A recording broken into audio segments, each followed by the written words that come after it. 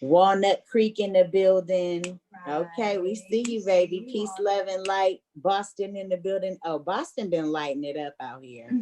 Where else are we reporting from?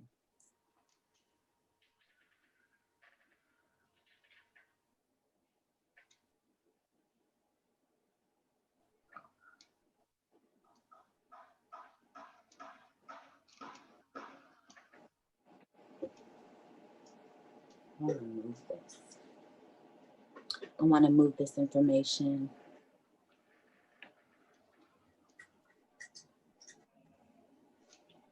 Little tech thing. Greetings. Greetings, Felita. How are you? Welcome. I see you. I'm just trying to get my information moved around a little bit differently. Give me a little more accessibility. She for real, Concord, California.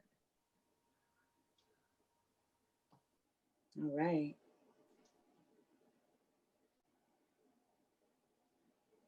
Lincoln, California, near Sacramento. Okay. We got a lot of great viewers. Wonderful. So happy to be here with you all.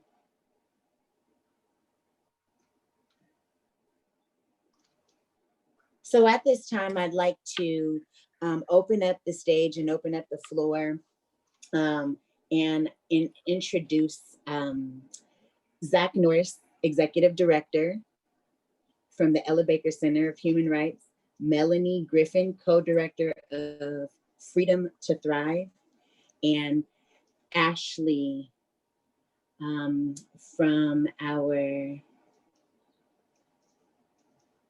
so I'm going to just do a little brief introduction if we can chime in and listen up. So Ashley is a proud citizen, also will be joining Zach and Melanie. Is Ashley, she's a proud citizen of the Navajo Nation and was raised in Phoenix, Arizona, surrounded by her loving, resilient family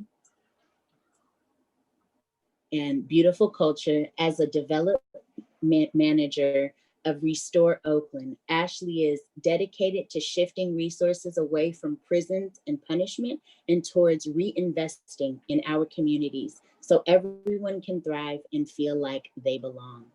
Ashley is a first-generation college graduate with a BA in public policy, studies and a minor in sociology from Duke University. Ashley is led by her ancestors, wisdom to fight against the monsters of capitalism, colonialism, racism, and patriarchy. Zach is the author of We Keep Us Safe, Building Secure, Just, and Inclusive Communities, and co-founder of Restore Oakland, a community advocacy and training center that will empower Bay Area community members to transform local economic and justice systems and make safe and secure future possible for themselves and their families. Zach is also the co-founder of Justice Families, a national alliance of family-driven organization working to end our nation's youth incarceration, epidemic. Melanie is a Jamaican-born national Black organizer and relationship healer who has a long history of community engagement, advocacy, and change creation in her hometown of Roxbury, Mass. The constant fight for the safety of her 3 children who are now adults, resulting in her playing a crucial role in building basis of community leaders that organize around displacement, gentrification, and mass incarceration in Massachusetts and beyond. As an impacted person herself, she centers her commitment to learning spaces and alignment support for national formations as freedom work rooted in Black feminist liberation and has a deep passion for cultivating space that provide acknowledged leadership, healing, and love. Without further ado, I bring you all Zach Norris and Melanie and Ashley Claw. Awesome. So thank you so much, MC Lady Blue, for this so very warm welcome. I'm going to start us off today to welcome us all into this space. As MC Lady Blue mentioned, my name is Ashley Claw, and I'm the newest development manager for Restore Oakland. Restore Oakland is a community advocacy and training center built as a joint initiative between the Ella Baker Center for Human Rights and the Restaurant Opportunity Centers United. And we are a center that empowers the Bay Area to transform their local economic and justice systems so that we can create a Bay Area and an Oakland where we can all thrive and feel like we belong. And I'm so grateful to be here today to be alongside all of you amazing movement builders and revolutionaries. I am so honored to give this land acknowledgement to welcome us out to our National Night Out for Safety and Liberation. It's really a space of healing, regeneration, truth, and community, and I hope that I can bring that to you in my land acknowledgement. So, yat eshidana Ashley Klayanishya, Kia Ani Nishle, Twitsohni Bashishtin, Heshkahadzo Dashache, Ado Tsitna Jini Dashanele, Hoshtoritro Denasha, Ado Da Dina Estan Nishle. So that was my intro in Diné Bazad, or my Navajo language, because it's how I welcome all of us here to Shema Nahastan, or to sorry. How I welcome us to Shaman Hastan, or Mother Earth, and Shit'at, Father Sky. And we need to remember that we are not separate from Mother Earth and Father Sky. We altogether are extensions of them. And we have a responsibility to protect and be there for our human and non human kin and relatives. And so we are hosting Night Out for Safety and Liberation all over Turtle Island. And I just wanted to give a quick land acknowledgement. In Massachusetts, Boston, we have the Mashpee Wampanoag, uh, Haudenosaunee, and Onondaga or Seneca. And in New York, we have uh, after New York, we have Matinecock, Canarsie, Laqui, and Muncie Lenape Land, Lene Lenape Land, Merrick, Manatee-Cock, and in the Bay Area, we have Chochenyo and Ohlone Land. In Portland, we have Multnomah, Calumet, Cathalamay, Clackamas, Tumwater, um, Tualatuan, Kalapuya, Wasco, Molalla, Tlingit, Cowlitz, and Watlala, bands of the Chinook, and many other tribes who have settled along the Columbia River. And surviving through centuries of persecution, genocide, assimilation, and broken treaties, Native and Indigenous peoples continue to inhabit their ancestral homelands throughout the U.S., and their stories, culture, dances, identities, and spirits have persevered through all of it because we have such resilience and power in our ancestors that flows and courses through us. And we also have to remember that we stand on stolen land that was built. Our country was built by slave labor, by those who were brought to Turtle Island through the Mafa or Atlantic slave trade. And so Indigenous peoples, we understand that there can be no Indigenous sovereignty without Black liberation. And our fight is tied together. And I'm just really happy to stand in solidarity with you all. And with that, I will pass to Zachary. Thanks, Shaw. And thank you, Ashley. Deeply appreciate that. It reminds me of the words that I heard from Bob Marley, that you never know how strong you are until being strong is the only choice you have. And they have been testing us, y'all, for years and decades and centuries. And in this moment in 2020, each day has seemed a lot longer. Each hour, each minute, it has been a true test. But we are still here, as some folks say, Black and breathing, or brown and breathing, or Indigenous and breathing. We are here and we are not going anywhere. And so I just want to start with that breath And just ask that folks take one collective breath in and then let it out. So if you caught that, there's a pause in the middle. And the pause in the middle is the remembrance and the affirmation of ourselves. So we breathe in.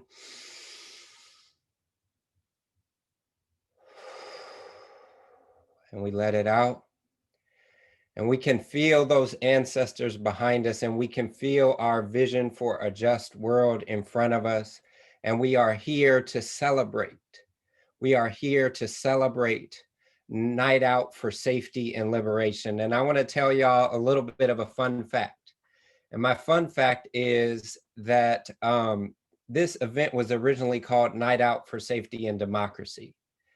And after the first year, D'Angelo Bester, who's from Chicago with the Workers Center for Racial Justice, was like, nah, in Chicago, we calling it the Night Out for Safety and Liberation. And folks was like, word, we all need to call it Night Out for Safety and Liberation. And I was feeling that, everybody's feeling that. But this year, I just want to remind folks of that origin of Night Out for Safety and Democracy just a little bit. Because, and I'll come back to this, but our visions of safety are intimately tied to whether or not we have democratic governance. And I know that this semblance of democracy has never been the real deal, but even that semblance is at stake this year. So let me just back up and say that Night Out for Safety and Liberation really started after the murder of Trayvon Martin by a so-called self-proclaimed neighborhood watch captain named George Zimmerman. And every year since that murder, we have gathered to say there is a different vision of safety that we need to put forward on this same day that they are hosting National Night Out. Because that National Night Out, they come together and they say, we're reclaiming safety. We're coming together to reclaim safety as community members. And there's nothing wrong with that. That's a beautiful thing in and of itself. But the problem is that police come out and they say, you are the eyes and ears of the police. If you see something, say something. And this contributes to the kind of tragedies like the murder of Trayvon Martin. It contributes to the idea that some folks don't belong in our neighborhoods as neighbors. And we have seen this president take that lie to its furthest extreme. His lie is the lie that we call the "he keeps us safe" lie.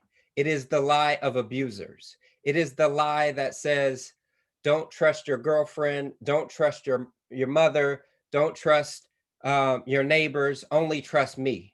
Even while he is causing the harm, he is doing the hurt. He is doing the dirt. And so we reject that lie. We reject the lie that we can't trust our neighbors around the block, that we can't trust our neighbors at the border, that we can't trust our neighbors in distant lands, because we know that those folks want the same things for their families that we want for ours. We reject that "he keeps us safe" lie, and we know that we keep us safe. We know that we have more than eyes and ears. We have hearts, we have hands, we have minds. There are many ways that we contribute to community safety. When we organize a police watch, we are contributing to community safety. When we mentor a young person, when we provide a job opportunity to formerly incarcerated person, when we stand as water protectors and reject the pipelines that they will try to send under our rivers, we are affirming safety here on these lands. And so out of respect of all of my ancestors, I am here with you all claiming and naming what safety and liberation really looks like. I am naming what safety and democracy really looks like, because we know that "he keeps us safe" lie is the lie of would-be dictators. It is the lie that not only harms all of us, but ultimately is also self-destructive, as we are seeing with this president. And so we reject that self-destruction, right? As they said in the 90s, self-destruction, you're headed for self-destruction. No, we are headed for safety and liberation. And so I just want to honor all of you.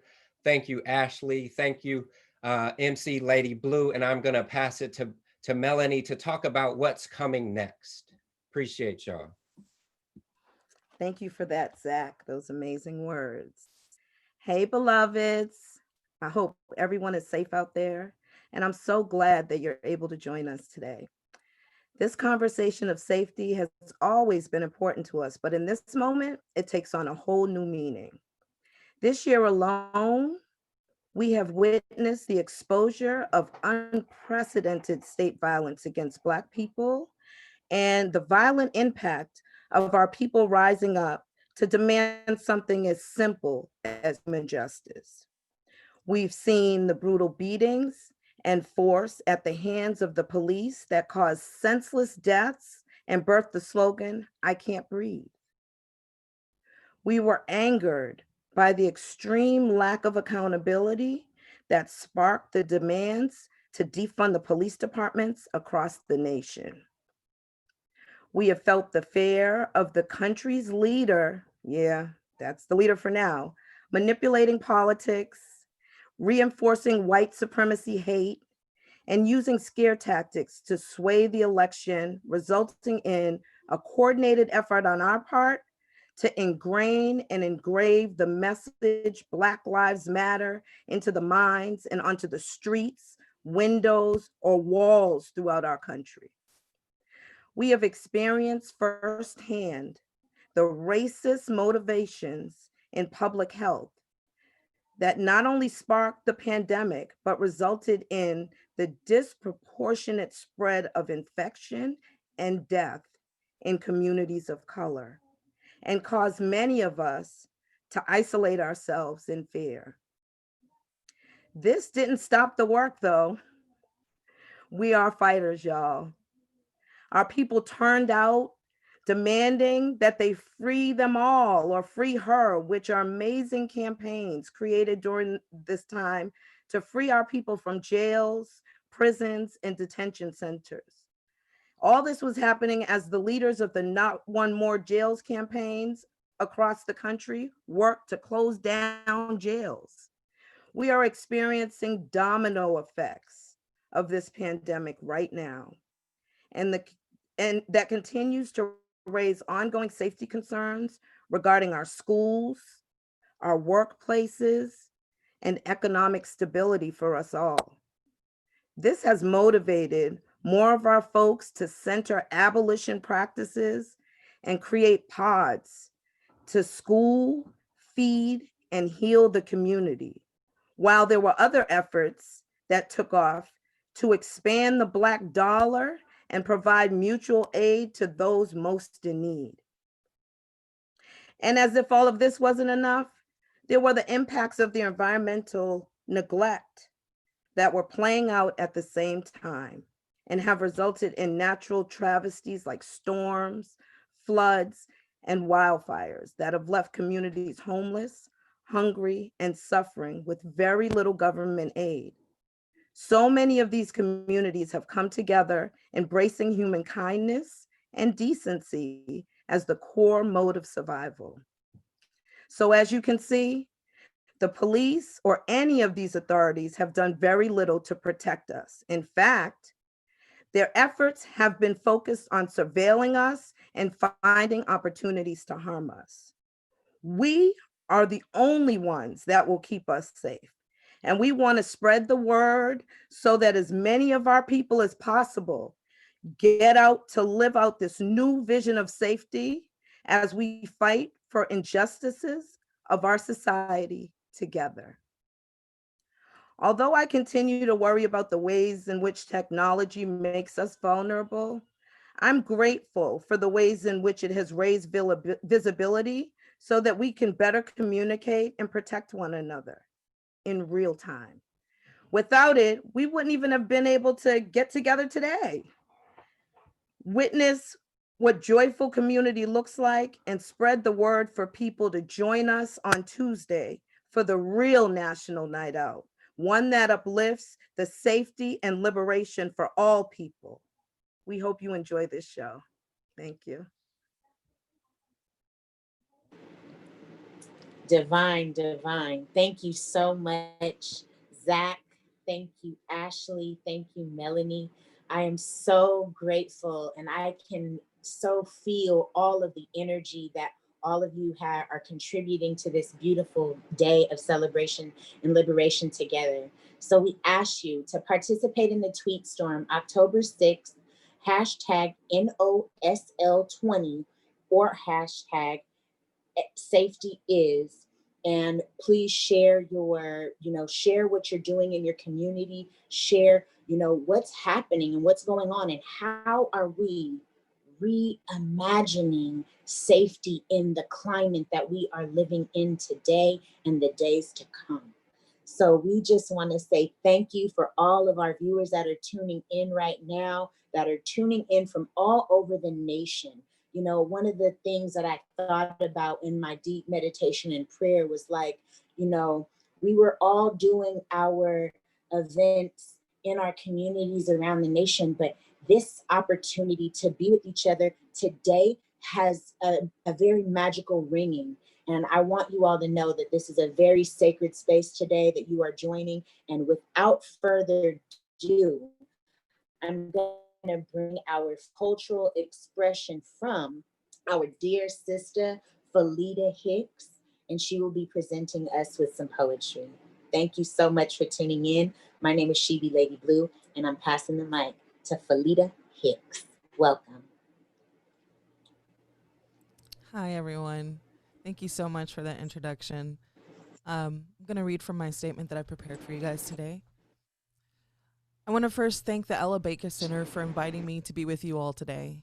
I am grateful that such an organization exists, people dedicated to finding creative ways for communities across the nation to join together with a single goal in mind, dream of safety and liberation for our people.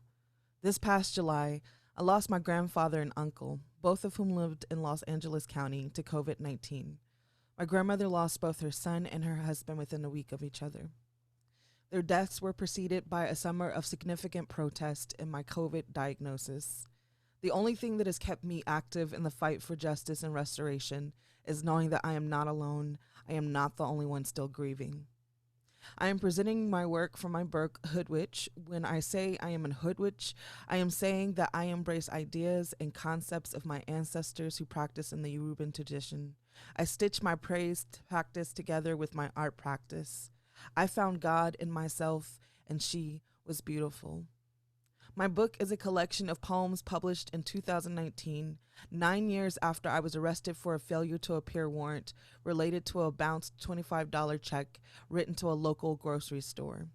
I spent 45 days in pretrial detention in the Hays County Jail because I could not afford the $600 in bail. The project I am currently working on includes digital art, like this piece entitled Thief. Now, I think someone's going to put up the piece. I'm not sure. I was going really fast. Give it a second. See if anything magical happens. No, okay. But the digital work, in the background, you can see a distorted shopping cart and faded letters of the policy related to the charge brought against me, which is the intention of theft. Had my county had a public defender's office, I might have been able to fight the charge based on its language alone. I did not have a public defender, and I did not intend to steal food. I was just too poor to afford it.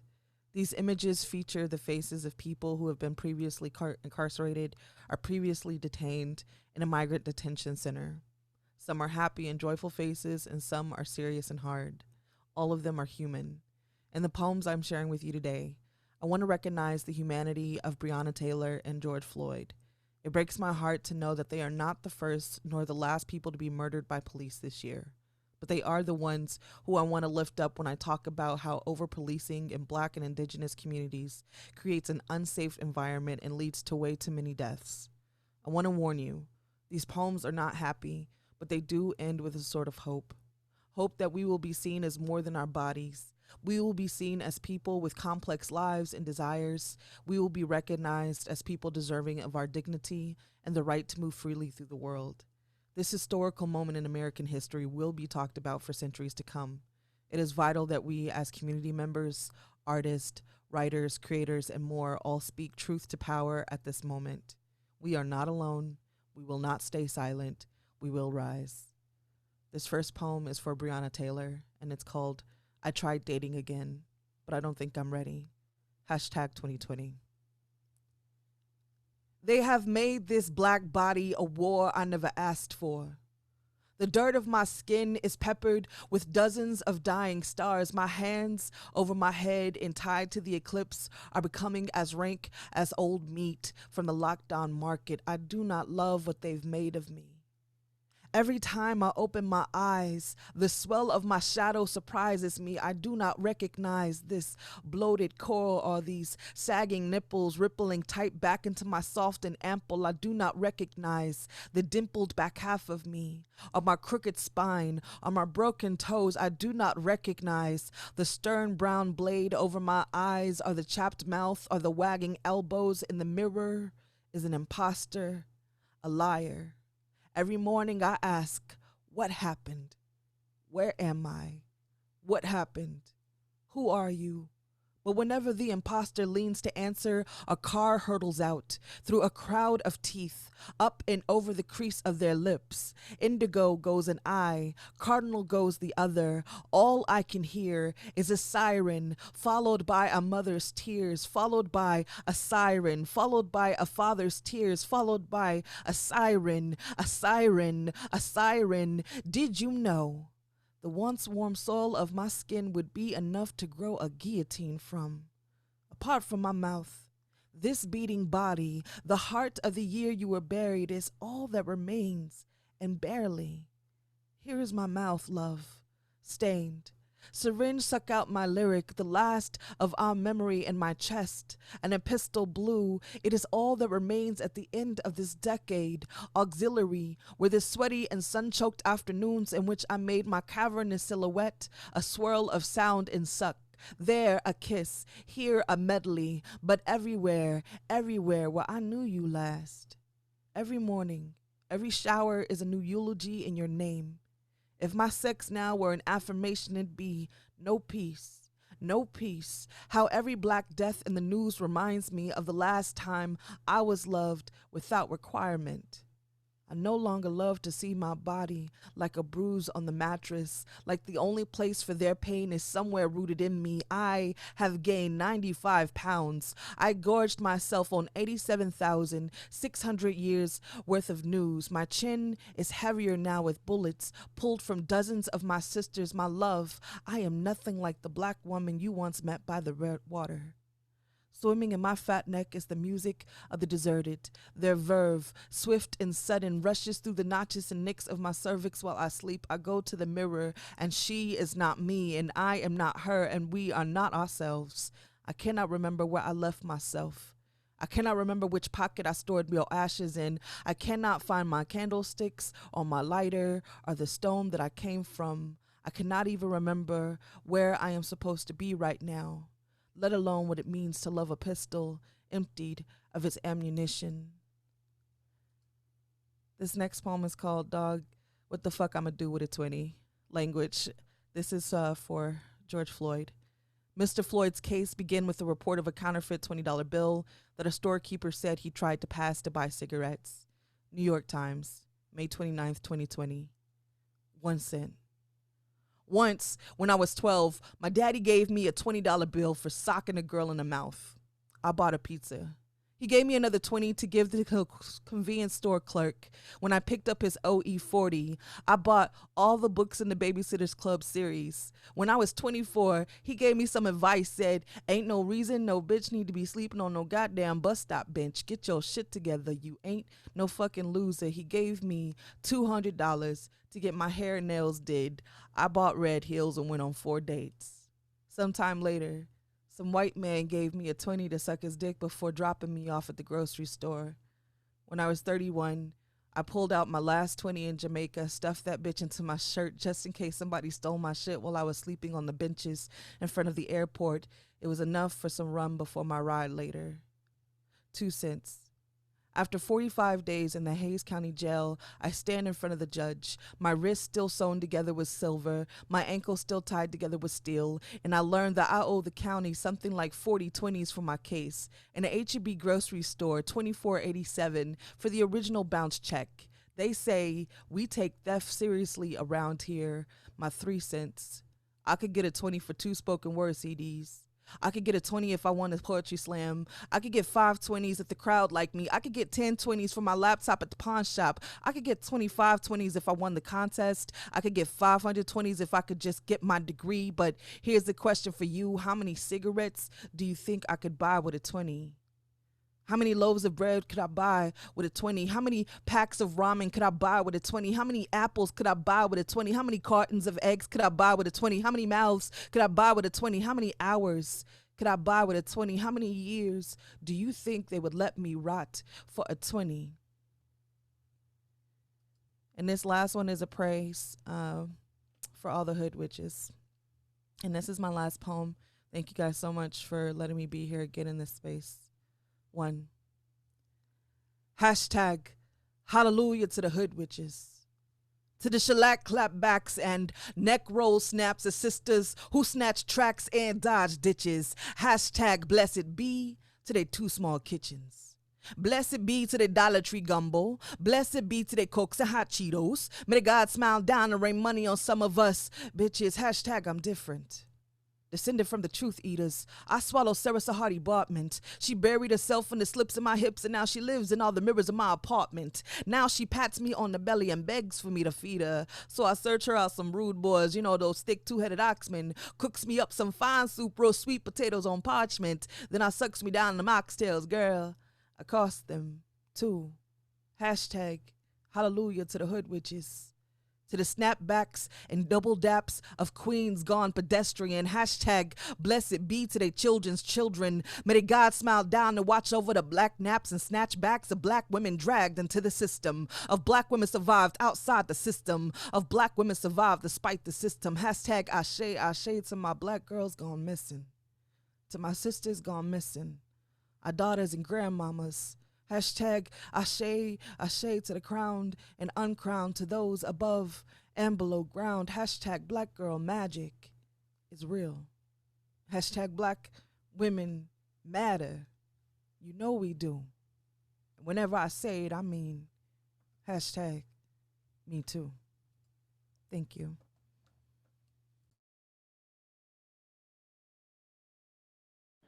Wow, wow, wow. When I tell you everyone that has said anything today, I can feel your energy through the screen.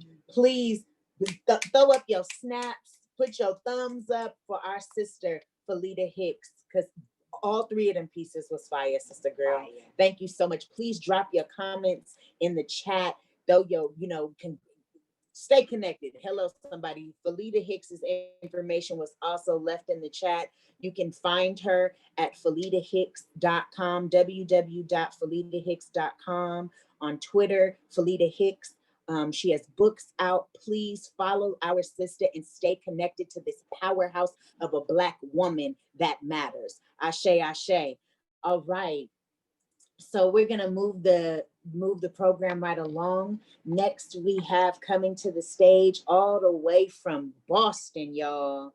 I want to introduce artist Jordan Evans. Jordan Evans is a second generation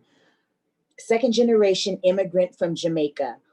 As a rapper, poet, and inspirer of many genres, he takes pride in his reggae roots. Growing up in the streets of Boston was not easy. Jordan was a victim of years of racial profiling and persecuted by the legal punishment system.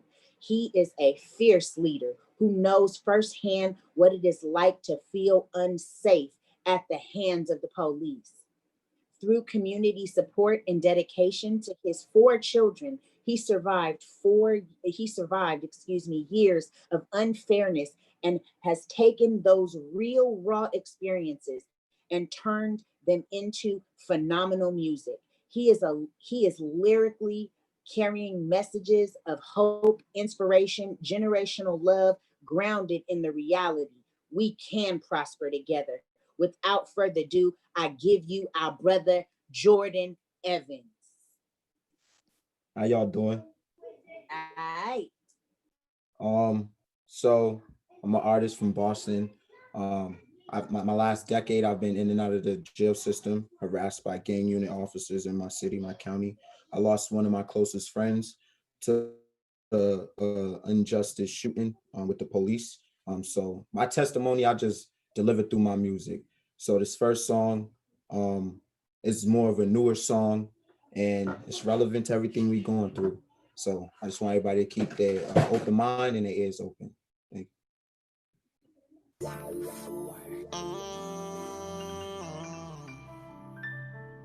I'm a known target. I'm so cold-hearted. At the age of 17, I had a mouth to feed the police on my back. I'm a known target. I was in these streets, they had it out for me. Don't talk about my past, it makes me cold-hearted. My mother kicked me out, I had to trap to sleep. I had no father, I had no order. But all the shit that I done been through, it only made me wanna go harder. Let me tell you how it all started, how a nigga became so cold-hearted. Running through the street with no brother, my mom raising me, I had no fault. Ain't my mom's fault, we ain't make it out the damn hood. Surrounded by them killers, drug dealers, and them kangers. My pop should've did what a man would, cause a man would've did what he can to make sure his fam good. Make sure his fam good. Instead of books, OG taught me to pick up a gun. That's why I make sure I stick around for both of my sons. I couldn't get a job, so I'm breaking down quarters just to make sure I get to that bag for my daughters. We up in the stakes, so they up in the rank. 5 days out the week, I be up in the bank. Don't give a fuck what you think. Got a gun like a tank. Lost a couple of my brothers, so I tatted the pain. By my side till I die, man, I swear to remain. By my side till I die, man, I swear to remain. At the age of 17, I had a mouth to feed the police on my back. I'm a known target. I was in these streets, they had it out for me. Don't talk about my past, it makes me cold-hearted. My mother kicked me out, I had to trap to sleep. I had no father, I had no order. But all the shit that I done been through, it only made me wanna go harder. I be dead 1,000 times, the staring can kill. Roll weed while my knee keeps staring the wheel. Gotta stay on my toes, cause the men on my heels can't trust human being, that's way though. When I count that bag, man, it gave me the chills. Ever since that day, I've been chasing the mail. Niggas see me with a bag and they hating for real. Wasn't nobody there when I was sitting in jail. I had to track, murder rob when I'm down in the mouth. Gang unit kick my door, niggas running they mouth. 10H, that's a charge of a gun in my house. The DA, she on my ass, gang bailing me out. Open status be my case, so I'm switching it up. Ain't trying to go upstate, I keep the blicks in the cut. Don't talk about how I move, keep this shit on the hush. If not, the tone I use, quick they open him up. See, bro, yeah, that's my dude, he ain't the one that I trust. If he talk to them boys in blue, then the more that I'm fuck. Pistol game so elite, he see me and he clutch. Gun play like poker, I could tell that he bluffing. Headshot, Ray Charles could've seen that coming. Police canvas, the neighbors seen they ain't seen nothing. Money to reap, real talk, that's what keep me hustling. Half price on the key, got the track speeds jumping. Ay. At the age of 17, I had a mouth to feed the police on my back. I'm a known target. I was in these streets, they had it out for me. Don't talk about my past, it makes me cold-hearted. My mother kicked me out, I had to trap to sleep. I had no father, I had no order. But all the shit that I done been through, it only made me wanna go harder.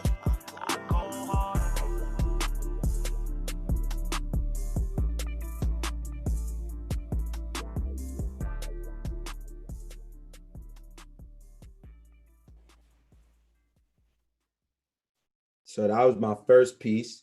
That was just really about my life. My next piece gets a little bit more deeper on the backdrop of my story. I love this piece a lot, so enjoy. It's right here. It's for every black man that lost his life in America. It's for every black woman that struggled to raise her kids. This is a Chucky Beat production. From the trenches, that don't change who I am, you heard? I'm still a human being. Don't do the crime if you can't do the time, that's no statement. How I do the crime, do the time, and I still get probation. We in the hood together, if we stood together, we could be deep. As sister and brothers, but killing each other, that make us look weak. We can conquer anything if we pay attention, but we focused on the wrong things, so we stuck in the trenches. Who got the biggest diamond ring? Who call more expensive? We don't teach our youth anything. I feel so offended. We forget to teach our younger bodies that they made of greatness, and the ones that choose to oppress us do it all out of hatred. And if you got a dream, better go out and chase it, cause the fact that we made it this far is more than amazing. Martin Luther King once had a dream that white people and black people were living in sync. If he was alive today, what would he think? That he stood in front of millions and wasted a speech. Don't do the crime if you can't do the time, that's a no statement. But how I do the crime, do the time, and I still get probation. We in the hood together, if we stood together, we could be deep. Our sister and brothers be killing each other, that make us look weak. We can conquer anything if we pay attention, but we focused on the wrong things, so we stuck in the trenches.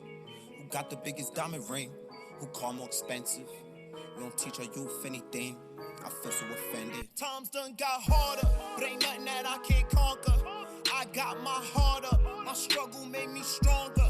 Now I move smarter for the sake of my sons and my daughters. See the way that I was brought up, good deeds will bring good karma. Had friends but now we beefing, cause I felt like niggas was scheming. Can't sleep cause I got demons, this loud pack got me tweaking. Steal from your dog, that's treason, don't say it unless I mean it. This 40 I had you leaning, head tap you think you dreaming. Big bag don't know what I did for that, no cap took a lot to get to that. Can't lock on bro, keep a blick for that. Yeah. Big bag don't know what I did for that, no cap took a lot to get to that. Can't lock on bro, keep a blick for that. Yeah. See, what y'all gotta understand is, it's part of my amendments to bear arms. But now they put me in jail. Granny got scars from the noose, I was put in jail. They don't know what we've been through. The system was made for us to fail. Still we prevail. It's for every black man, every black woman. This is even for the white people that really stand behind us and understand what we're going through. But I just wanted y'all to understand my message as a young youth from the inner city of Boston. So that was my second track to give y'all an outlook on my actual music. But I also wanted to do something a cappella so you guys could feel me spiritually like I felt everybody else that was speaking. So this next piece right here is personal to me. I probably might not ever really record it, but I'm going to share it with people who I love. I don't even have to personally know you, but I love you because we all for the same movement. And it goes like this. Can't forget all of them starving nights. We pray to make it to the morning time. If you ever look me in my eyes, you'll see they bleed, nigga, I don't cry.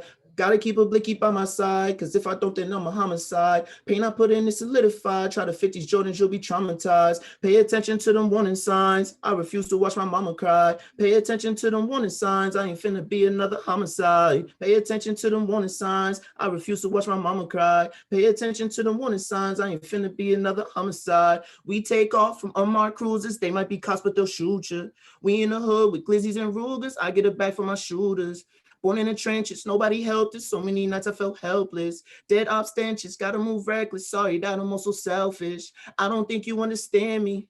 I had least to feed my family. Some people like sweeter than candy, but my life was harsher than brandy. Gotta keep a head above water and feed my sons and my daughters. I risk my life to get my bread up, cause I know my kids deserve better. Can't forget all of them starving nights. You pray to make it to the morning time. If you ever look me in my eyes, you'll see they bleed. Nigga, I don't cry. Gotta keep a blicky by my side, cause if I don't, then I'm a homicide. Pain I put in is solidified. Try to fit these joints, you'll be traumatized. Pay attention to the warning signs. I refuse to watch my mama cry. Pay attention to the warning signs. I ain't finna be another homicide. Pay attention to the warning signs. I refuse to watch my mama cry. Pay attention to the warning signs. I ain't finna be another homicide. Thank you. Thank you so much, Jordan Evans from Boston. We are just so excited as we liberate the next generation. We thank you so much. Also want to remind folks, please, we will be participating in a tweet storm October 6th, hashtag NOSL20 or hashtag safety is. And we would like for all of the participants that are here, if you feel led to share how you are reimagining safety and liberation within our community. Like, what visions and ideas are you coming up to create safe space? Because who keeps us safe? We keep us safe. All right. So I want to move into our next amazing artist that's joining us today. Her name is Basma. Hello, somebody. The giveaway, yes, there is a giveaway. So we will be giving away a poster pack from our contributing win artist that has, man, he's left some beautiful images with us, and folks will be able to, you know, see these gifts from our artists. But next, what I would like to share is Basma presents Not on Our Watch poster. Basma is the program coordinator with Freedom to Thrive, and she will be sharing some information here. So please, without further ado, welcome Basma Eid. Awesome. Hey, everyone. Thank you, MC She Lady Blue. Hope folks can hear me. I think I'm having some good old-fashioned technical difficulties. So if I cut out, just drop it in the chat and I'll try to do something about it. But yeah, so I first got involved with the Night Out for Safety and Liberation, I want to say like 6 years ago, way back at the beginning. It's been truly an honor to participate in such a powerful event that is the Night Out for Safety and Liberation. And I wanted to begin with this image. It's probably one of my favorite posters, one of my favorite pieces of art that was created for Night Out for Safety and Liberation. This is from 2013, Micah Bazant. And as folks can see here, it reads, "I don't watch my neighbors, I see them. We make our communities safer together." And I think this is exactly that narrative that we are trying to push, and we are really trying to push back against that idea that Zach had mentioned at the beginning, the lie of we can't trust our neighbors, that we need to be looking at our neighbors with eyes of suspicion. And, you know, the National Night Out, the policing event that Night Out for Safety and Liberation is in direct contestation with, really tries to get us to see our neighbors with those suspicious eyes.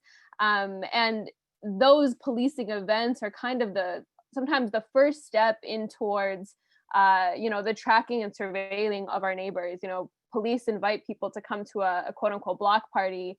And then, you know, that could be the first time that they're really starting to take names, start tracking people.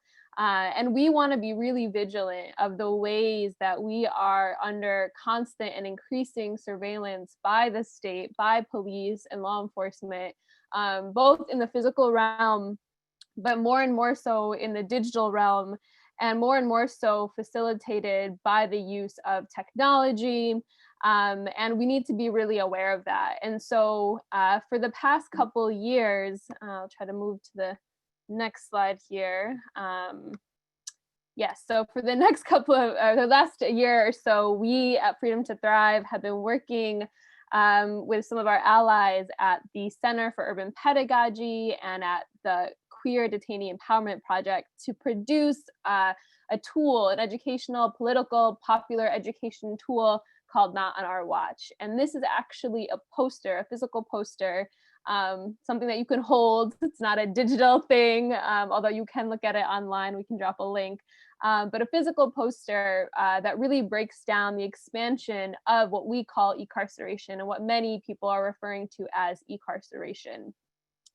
And this phenomenon of ecarceration is something that we are seeing more and more of. And we jump to the next slide, and you can see here, actually, this was part of the process of putting this poster together, getting input and feedback from our allies at QDEP, the Queer Detainee Empowerment Project. But this poster was designed to break down and to really, get folks aware, make folks aware of ecarceration. So you can see here, ecarceration is what we call electronic incarceration. And it's how authorities, whether they're police, immigration, CBP, any of the various law enforcement and state agencies that use surveillance and technology to track and monitor people. And we are particularly worried about ecarceration because it's oftentimes touted and it's spoken about as if this is some type of alternative to physical incarceration. And we know that that's not true.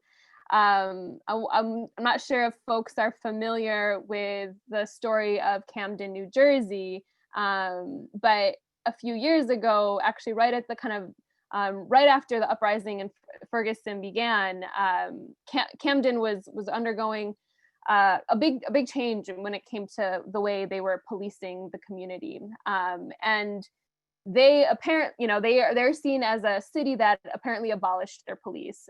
But of course, we know that whenever we see these headlines, we need to look in. We need to be more aware. We need to be. We need to have a critical sense of what's actually happening on the ground, because lo and behold, Camden did not abolish its policing.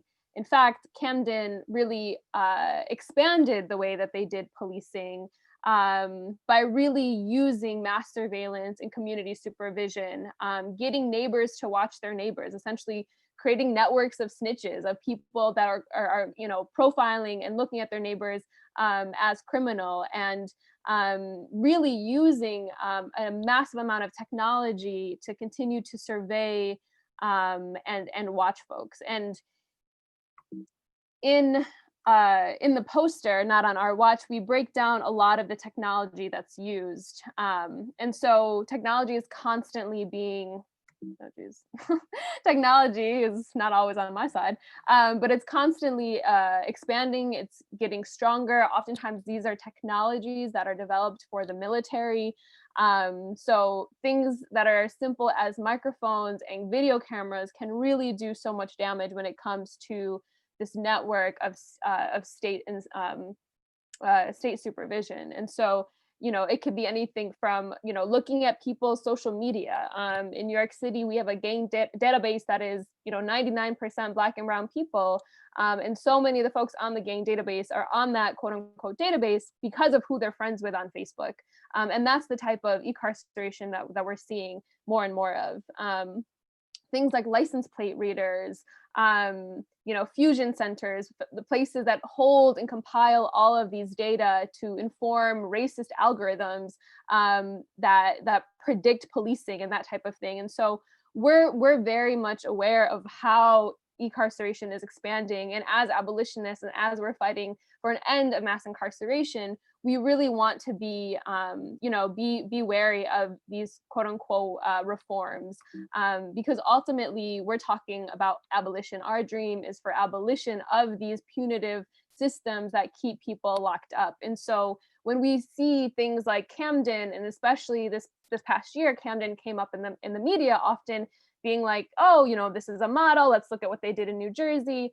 But as you can see from this article in Jacobin, Camden is not a model, it's an obstacle to real change. And Minneapolis, I think, is another place where we also really need to be aware of. So, in June, when we heard the news that Minneapolis was going to dismantle its police, I was excited. I was like, okay, this is amazing. We are making steps towards getting rid of these institutions that are created to harm and survey us and to hurt us. But lo and behold, a few months later, these are two headlines from the New York Times, just a few months apart. And you can see how the quote unquote pledge to dismantle and abolish the police is not holding true. And so this isn't to say that we shouldn't be, excited to celebrate when we do make wins, because our movement, as much as it can feel like we aren't always progressing, we are making wins, we are entering and disrupting these narratives. But we equally need to be ready for the way, abolition and the way that our visions can get co-opted by the right and really by the center and the left. And so we are really pushing for full liberation, right? We are not looking to replace one system of incarceration within, jails and detention centers and immigration jails into just a larger system of mass incarceration where your home becomes the prison, where you are under surveillance via ankle monitor or constant check-ins with ICE. We want to see full liberation. We want to see actual abolition. And again, this image here is from the Not on Our Watch poster, which we are so happy to have finished this year despite all of the hiccups and the challenges that came with 2020. And if this is something you'd want a copy of, we would be so happy to mail it out, especially for folks that are doing education, doing political education work in community. It's important that we're able to communicate these ideas in ways that are accessible and tangible. And so, as you can see, the poster is bilingual. Right now it's only in Spanish and English. But yes, we're happy to kind of get it out there. And so Night Out for Safety and Liberation, our vision of safety is about abolition, right? It's not about new, reforming systems. We're not talking about just expanding incarceration to ecarceration. We want full abolition. And I'm gonna actually leave you all, if I can get the technology to work, yes, with a little gift. So our full vision of liberation really comes into educating, organizing, agitating, and really pushing for abolition. And so, we're talking about ways that we can kind of end the use of surveillance technology, really remove the laws and the policies that allow for racist policing to exist. And ultimately, we want people to be free. We want full liberation. We want folks home and reunited with their families in communities that care for each other. So I'm really excited to join with you all today here on the kind of main stage lead up to the Night Out for Safety and Liberation. I hope this was hopefully some new knowledge for y'all to take with you, hope maybe some old knowledge as well. But again, we would love to kind of get the poster out there. So Not on Our Watch, you can find the link in the chat. We can also be posting it on social media. So check it out. And I can throw it back to our wonderful MC. Feel free to reach out with any questions as well. Thank you. Thank you, Basma. We so appreciate you. Thank you, Freedom to Thrive. All of the beautiful art that you are seeing here today, you can find on the Ella Baker Center website, as well as the nosl.us website. The giveaways will be for 3 people today of the NOSL poster pack, artwork from our artists that have participated in the competition this year. And the winners will be announced at the end of the event. So moving forward, our next guest to the stage is Georgina Arroyo. Georgina Arroyo is an artist, educator, and arts administrator based in Brooklyn, New York. Born and raised in Queens, her work includes painting, collage, and ceramics, focused on themes of mapping neighborhood change and personal connection. Georgina received a Bachelor of Fine Arts at Lisa University College of Art and Design in Cambridge, Mass. Most recently, her work has been shown at creative arts workshops, children's museums of the arts, and Chinatown Soup and numerous arts residencies. Without further ado, I would love to bring our dear sister Georgina Arroyo to the stage. Hi, thank you so much for that intro. I'm gonna go ahead here and share my screen with you all. I'm really looking forward to just getting to talk a little bit about my work and share with you all. Huge thank you to the Ella Baker Center for having me here. And I hope that, you know, it'll be a great way to talk about how artwork can relate to some of these themes that, you know, we're talking about today with safety and liberation. So I'll just jump right in. So I wanted to start today with this piece here that you see. And this is from a series I've been working on called 2048. And so I wanted to jump in here so I could tell you all a little bit about myself as well. So I was raised in Ridgewood, New York, in Queens, and my family is actually from Bushwick. So my mom was born and raised there, and that's where I currently live now. And Ridgewood is been changing a lot. And I have been watching the neighborhood change pretty much since 2015 after coming back from school. And one of the interesting things about Ridgewood in particular is that it's actually listed as a historical neighborhood. And so the outsides of the buildings cannot be changed, but the insides can be changed. And that really interests me because I think it illustrates a lot of the ways that neighborhood change can be so disorienting. So the outside is the same, but the demographics of the entire neighborhood can be different. The businesses can be changing, but they're required to keep this one thing the same. So the numbers 2048 relate to my actual childhood address. And by bringing that into my artwork, I try to find ways to talk about my memories, talk about nostalgia, grief, and here you can see I've got rocks in the background and a window on top with some images or, you know, the construction poles. So I'm trying to collage and layer things in a way that shows the disorientation that can happen with gentrification and neighborhood change. So I will cycle through some of these pieces from this series here. Here's another one. These rocks are things that I have seen on my walks, my daily walks in Bushwick. Like I said, my family grew up here. And so there's a really strong like familial tie for me, and showing this particular work and showing my own view of my neighborhood is really important to me. These are all made in the past couple of months. So looking at everything going on in the news and all over the country and sort of pairing that with the images I have in my own neighborhood.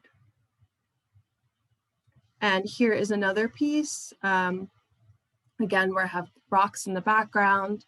I'm sort of pairing this idea of destruction and construction, the tearing down of a place for a new thing to be built, and sort of thinking about how every new beginning is not always a positive one, especially when we're talking about construction and we're talking about neighborhood change. Those new beginnings can actually be really difficult for the people who had ties to the past there. It can be really difficult to process. And I'm also thinking here about construction and comfort with that symbol of the pillow.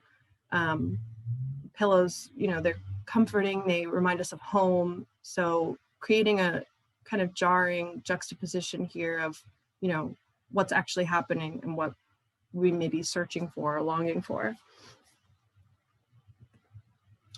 So I also wanted to touch a little bit on my process so that you guys could all kind of see what brought me to making this work. So these images over here are images I actually have taken on my own walks in my neighborhood. Like I said, I walk around a lot, especially in the months where we couldn't really go out. I was walking around a lot, just taking pictures of whatever I noticed. And a lot of times houses in my neighborhood will be bought and they will sort of, you know, tear down the entire inside to remodel. And a lot of this rocks and debris wind up being left outside in plain view.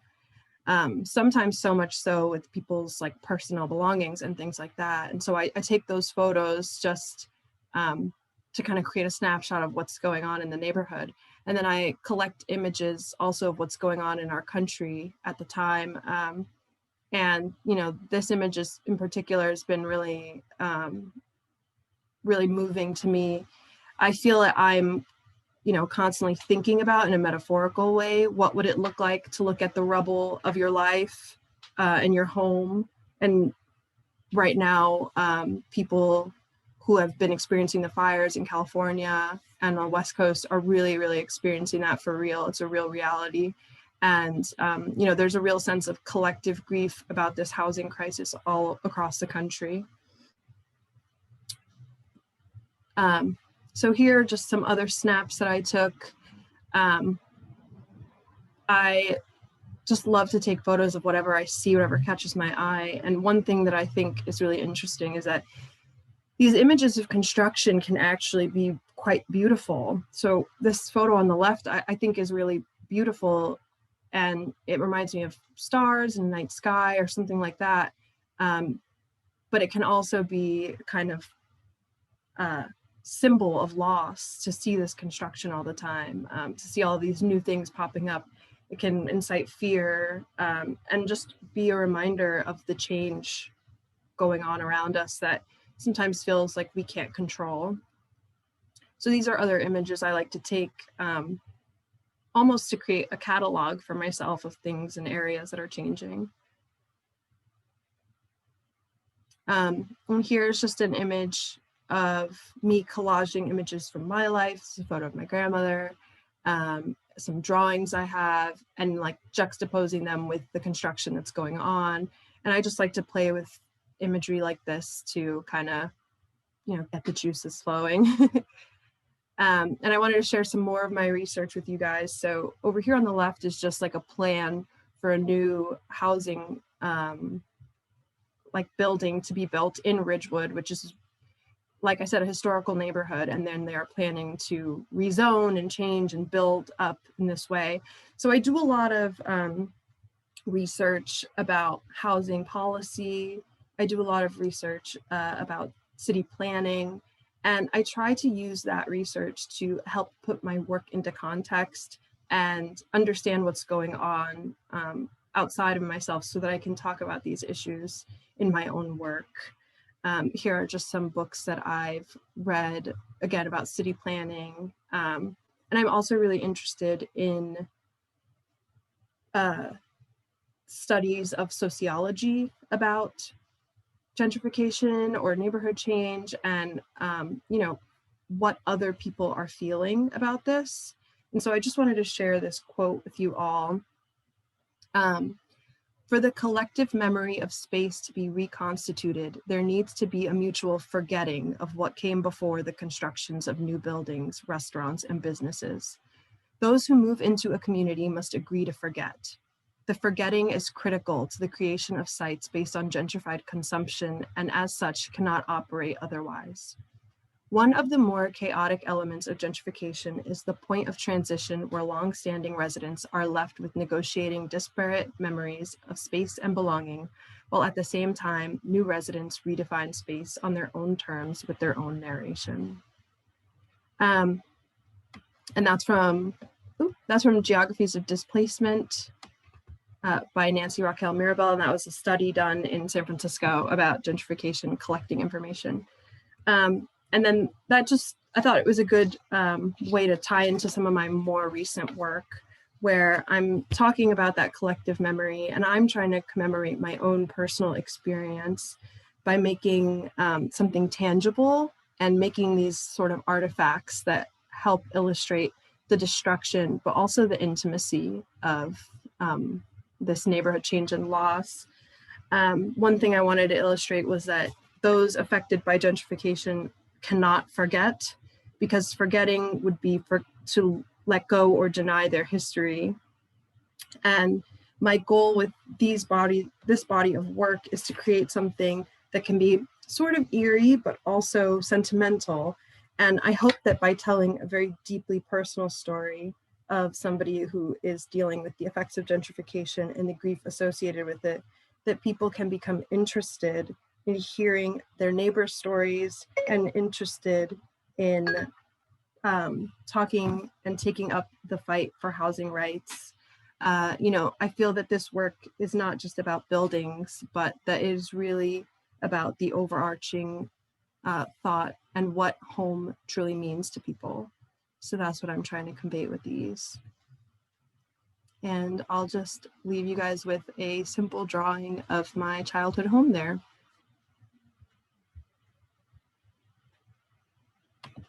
Thank you guys so much. Thank you so much, man. I am completely floored by your way of merging, right?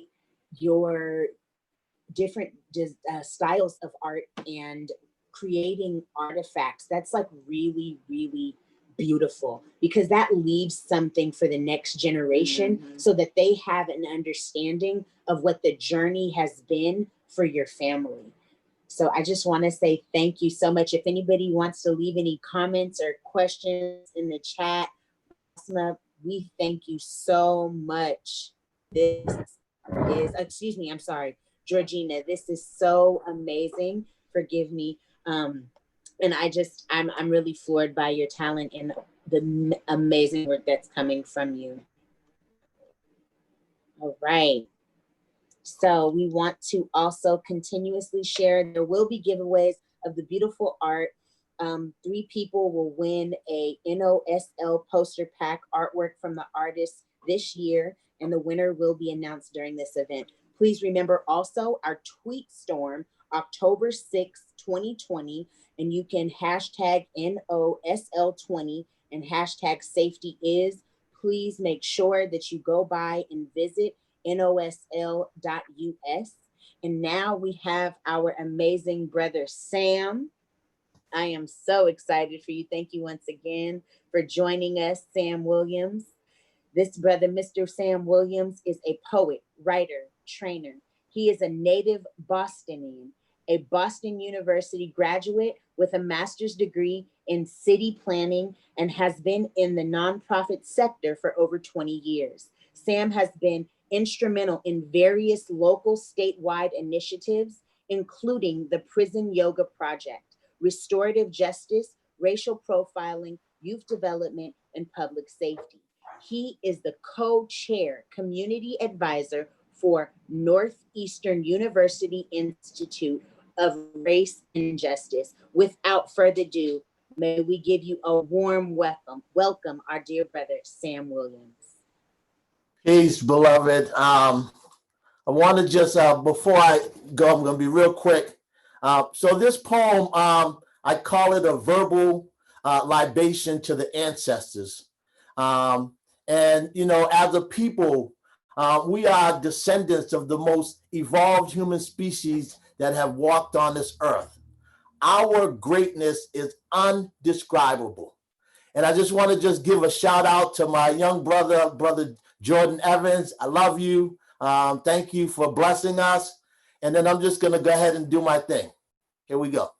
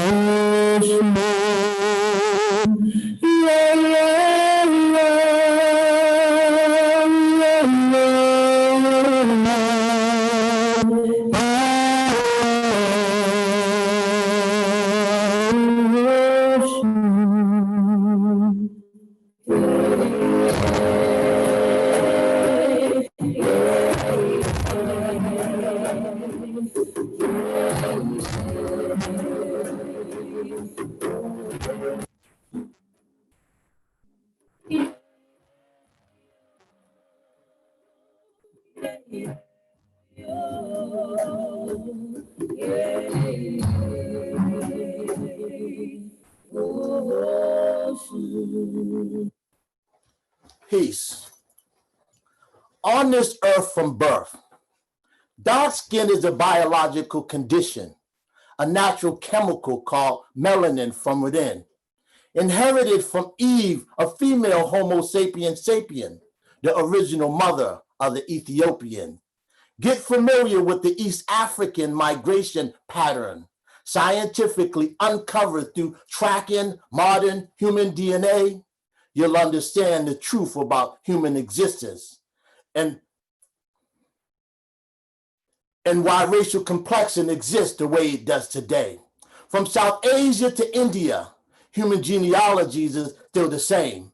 In Malaysia, Polynesia, and the land down under Australia, African DNA has never changed. Through Mesopotamia and Western Europe, genetic mutation evolved through climatic change, but the ancestral nature of the original African has transformed the global plane. On this earth from birth with dark skin requires no finger pointing, gasping, or blame, because the darker the outer complexion, the deeper the roots have been naturally ingrained. If we really have royalty and loyalty, like Kendrick Lamar said, embedded in our DNA, why are we so confused about who we are and trapped by what other people think and say? Why do we let racialized concepts define us and live confined behind invisible doors? Why do we look outside of ourselves for our own divinity when this natural power source is in our core? Why do we limit our intellectual capacity when human spirits have no ceilings or wooden floors? Why are we stuck using somebody else's language when African culture has 1,400 more? Ancestral vibration is a cultural foundation. It must always reign and not be contained. There's not a human being living on earth today that can't be linked to the East African DNA chain. Do some research on El Kabulan, known as Kemet, Egypt. Learn about the Dravidians and the African Moors. Examine the stolen books hidden in the Greek and Roman libraries. African scholars helped to open each of these doors. The inventors of the Hopi medicine wheel is our brothers and sisters. Although we've been taught that Columbus accomplished more, the Tahuchi and the Clovis people arrived 15,000 years earlier, before the Nina, Pinta, or Santa Maria hit Western shores. Have you ever heard of Lemuria, the world's oldest culture? What about Atlantis that still breathes on the ocean floor? There were many great lost civilizations before European colonization, but without knowledge of ancient history, it's easy to ignore. On this earth from birth, we've been given wisdom. The anatomy of self-knowledge is truly profound. When the mind and body is aligned with true African consciousness, the essence of the universe becomes its voice and sound. I want to beat powerfully like the African drums sing. I want to live a life of being mentally and emotionally free. I want my Ankh to become the only religious symbol that I see, so that unborn generations of African energies can be released. Peace. Thank you, Sam Williams. Please go into the chat. You can follow his information there. We thank you so much. I don't mean to speed us up, but I definitely want to make sure that there's space for all of the artists that are here to share. So I'm going to move right into introducing Toy Macy, a proud native of Detroit and its public school system.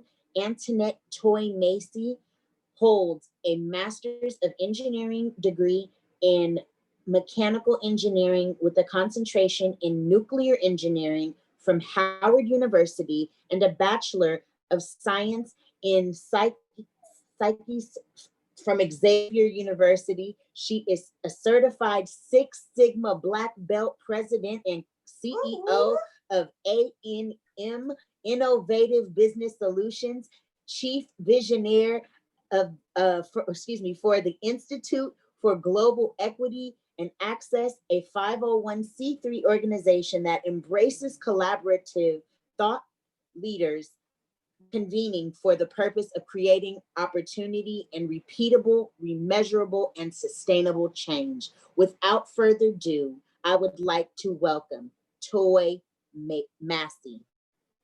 All right, good. Thank you so much for that introduction. I am absolutely thrilled to be here.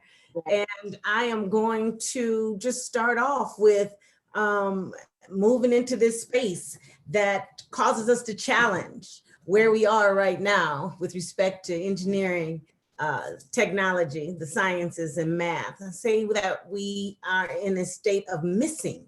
Everybody is not at the table. So imagine upon completing graduate school, I had already obtained a bachelor's degree in physics, as Sister expressed or shared with you. And so now here I am armed with this master's degree in mechanical engineering with a concentration in nuclear engineering. I have authored and defended a thesis whose title, Dosimetry Effects of Double Node Microwave Antenna in Intraoperative Hypothermia and Intraoperative Radiation Therapy with Electrons. And yet my first day on the job, moving into a space, the very first day on the job, young white brother comes up to me and the best he can offer me in a welcome is, are you the new secretary? Now, don't get me wrong, with respect to administration support and secretaries, no organization functions well without a very good, a very exceptionally well done job in that space. So that didn't offend me at all. What got me was that in this organization that had been in place 40 years at the time that I came on board, I was only the third woman of color engineer that they had hired. But of all of the things that are required of this organization, primarily the regulation at the federal level of the use of nuclear power or nuclear materials in medicine with respect to cancer therapies and things of that nature, he never extended to me that by default. It was never even on his mind that I could have possibly been coming on board in this space as one of his cohort contemporaries. And so being raised by a mother who spent 35 years in public education, who was wise behind her years, and who often said to me, you can pretty much say anything with a smile. I looked at this guy, and instead of being offended by his lack of generosity and why I might be there, I said to him, well, no, I am not. But I do take coffee, and if you're getting some, mine with 2 creams and 2 sugars, please.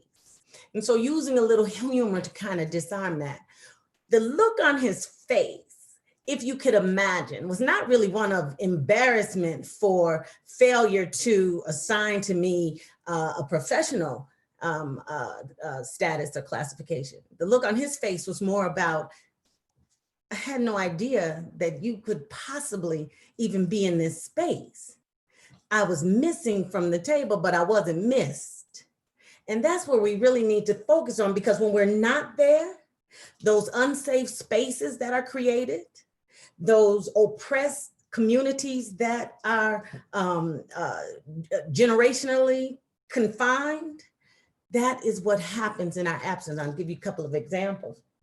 In Flint, Michigan, we all have all heard about the horrendous impact following the decision to reroute fresh and clean water from repositories out of Detroit to Flint, as Flint was trying to divert from a $25 million water fund gap that it was facing. And so they had made a decision to rebuild their pipelines, if you will, contaminated pipelines.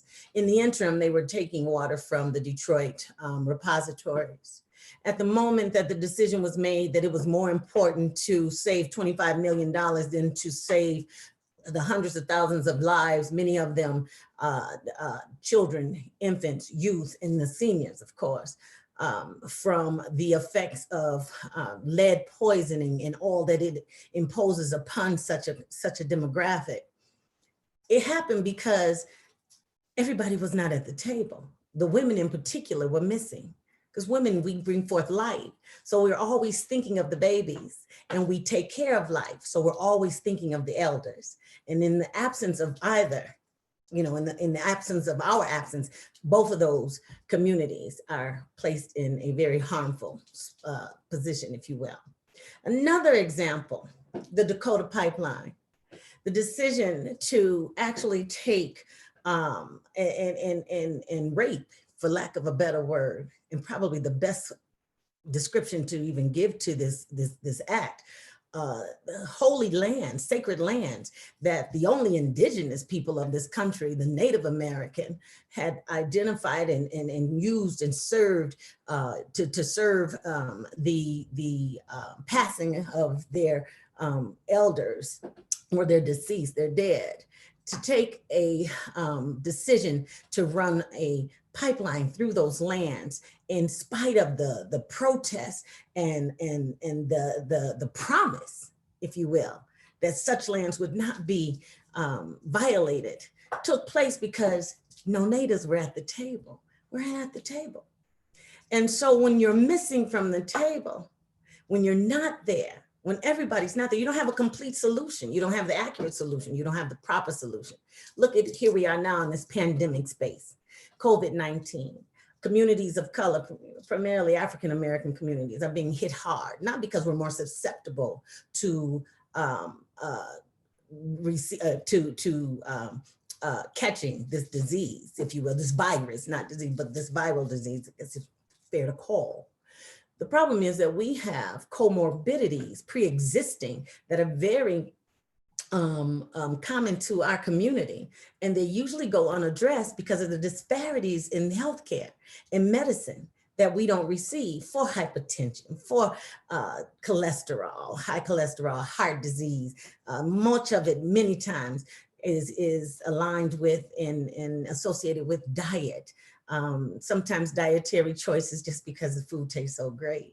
Oftentimes because it's what we can afford to eat and feed and fuel our families with.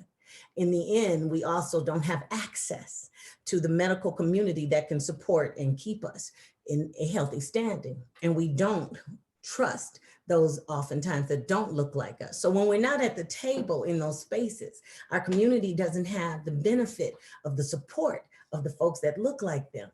And so when they show up with all of the symptoms of this pandemic, this COVID-19, they're turned away, usually by those that don't look like them, because we're missing from the table.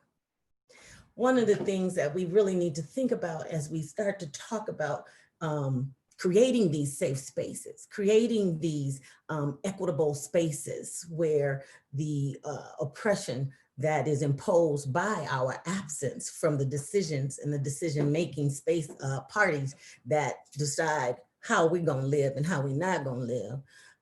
One of the things we gotta think about is how do we change that, right? And so you've heard, it's almost a buzzword, you know, STEM careers. And what does it actually mean? Science, technology, engineering, and math. And if we add the art plus design to it, we're talking about STEAM, right? Here's the acronym. Our young people, and people even who are deciding to re-enter into the workforce, and those of us who are at a place perhaps in our own careers where we are thinking, how will we change what it is that we do in order to further allow ourselves a reasonable, livable wage? What do we do in these spaces? We need to encourage them to go into the STEM disciplines. They've been doing it all their lives. They've been doing it all their lives. Children have been building blocks, construction figures with Legos and blocks all their lives. If they are fortunate enough to live on the coastal surface areas of the country, they've been building sand castles and things of that nature all their lives. And that's just constructional engineering. They've been taking a peach crate and kicking the bottom out of it and tagging it up onto a light post in the absence of having a basketball rim in order to play the game of basketball in the hood. I grew up in Detroit, and the greatest innovators were right there. And so with that imagination comes a realization that we're not talking about deficiency in these spaces. We're talking about genius untapped. And that's where we have to encourage our folks, our kids, our youth to find the seat at the table and to be there in order to create the full solution when we start talking about safety in these places and we start talking about liberation in these places, our housing situation, our employment situation, our health care situation. We have to be at the table to make that happen. We have to challenge our youth. We have to demand of those who we vote into power and recognize that it's not just the act of casting the ballot that ends our responsibility in the voting space. From now on until the next election, we've got to hold folks accountable. And that means we want in our schools access to all of the foundations and curriculums that encourage our children, unleash that genius and allow them to grow and to think and to expand and recognize their power. We need to move from missing to being 100% missed. And I thank you for this opportunity to share.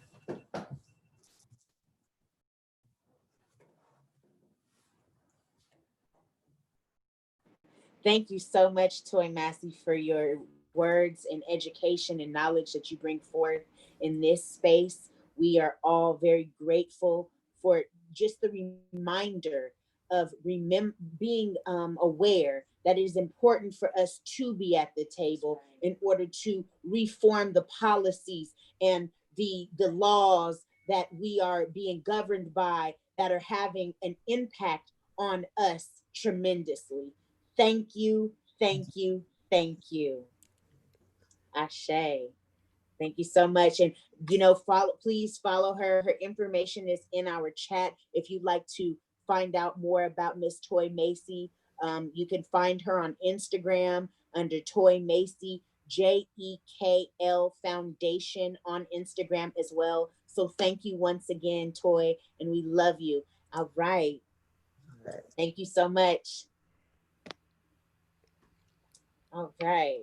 So now we have our political comedian, Babatunde Thurston, is an Emmy-nominated host who has worked for the Union, produced for The Daily Show, advised the Obama White House, and wrote the New York Times bestseller, How to Be Black. He is the executive producer and host of two podcasts, How to Citizens with Babatunde and We're Having a Moment, which CNET called the most important podcast of 2020. Without further ado, I'd like to share with you Brother Babatunde Thurston. Thank you so much. Thank you. Mic check 1 2 1 2. We good? Yes. All right. Thank you, MC Lady Blue. Thank you, Ella Baker Center for Human Rights. Thank you, Toy Massey. I'd never heard of a nuclear engineer before. And then I realized, oh, you're from Wakanda. And it all made sense. It's actually a real place. You're basically Shuri. And I bow down to your wisdom and your science and will do whatever you ask of me. Thank you very, very much. I'll also be remiss if I didn't thank Zoom for bringing us all together, because that's what Zoom does. We literally couldn't do any of this without Zoom. Like no happy hours, no church, no family reunions, no city hall convenings. It's a lot of stress. And none of us signed up for this. I don't think Zoom signed up for this. It's the one thing holding our pseudo-democracy together. It does make me a little suspicious. Like, how come Zoom never crashes or goes down? How were they so prepared? What did they know? And when did they know it?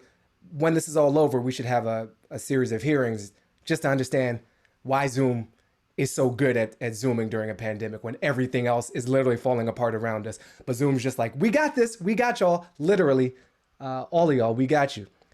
This week has been a lot. I mean, there's some stuff going on. Almost made it to Friday, and then got the news that the healthiest, strongest, most conscientious, humane, and human president that this country has ever had since Abraham Jesus Washington, somehow, despite all efforts, contracted the Rona. I don't get it because this dude has been taking daily injections of bleach as he advised us to do. He has been staring directly into the sun for its ultraviolet properties. You know, he's been bathing in hydroxychloroquine, which doesn't do anything. And so I don't get how he gets it. It just doesn't add up to me. Obviously, we're all praying for his recovery. Because I want for this person, this occupant of the White House, a very long life, like a long, healthy, fully conscious existence so that he is able to bear witness to the most embarrassing, devastating landslide in electoral history, in the history of any democracy that's ever existed. I want that for him. You know, I want that compassionate witnessing for this being. I want him to be around long enough to be deposed and prosecuted and sentenced and compassionately incarcerated. You know, I know we're in a restorative justice circle here with Night Out for Safety and Liberation. And I do believe it is possible to compassionately hold this person accountable while holding him in community, specifically the community at Leavenworth Federal Penitentiary, without any access to digital communications technology or the use of the hole in his face for audio expression. I think that's just the most loving hug I could imagine, like a jacket that he could live in, like just a compassion jacket that he could just be just loving on himself. And obviously lots of entertainment. You know, we want an educational reform. You know, I'm very reform minded. I think folks who have violated our various norms and laws deserve an opportunity. I'm very big on a second chance. So, you know, he would have an educational program consisting exclusively of videos of President Barack Obama's speeches on an infinite loop, but only in Spanish, with subtitles in Creole, of course. And so he'd just have a lot of time to contemplate and think about, you know, his path back, his path back to society. You know, if he's so lucky, if we're so lucky. Chris Christie got the Rona too, and I feel bad because no one cares.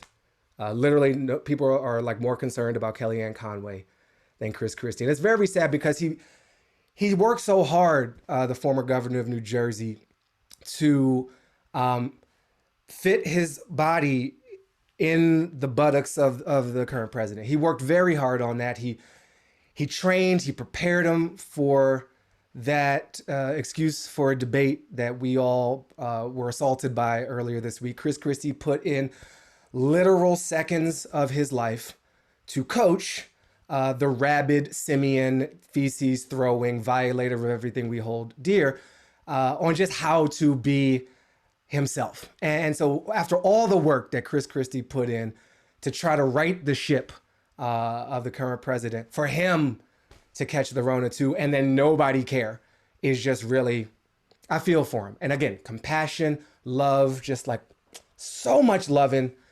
on Chris Christie. This week has been so intense that we did not get the benefit of full attention, reflection, and potential enjoyment of the Melania tapes. I feel cheated. Because the staffer of the First Lady put in a lot of work. I mean, Omarosa put in work, and we got the full benefit of her tapes.